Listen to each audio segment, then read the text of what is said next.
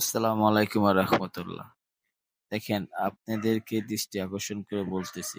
দেখেন, একটা জিনিস আপনাদেরকে আজকে দেখাবো। সেটা হলো এই মাদ্রাসাটা এভাবে কিভাবে চলে। এখানে 100 স্টুডেন্ট প্লাস এখানে কিভাবে তারা বসবাস করে।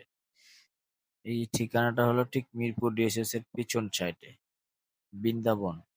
এখানে কি অবস্থা, এইভাবে আসলে কিভাবে তারা বসবাস করে তা আমরা যদি কিছু অর্থর প্রয়োজন, যদি কিছু টাকা হয় তাহলে আমরা এই যে ঘরটা দেখতেছেন, তাহলে এই ঘরটা আমরা আরেকটা ঘর দিতে পারি। সেক্ষেত্রে কিছু অর্থের প্রয়োজন।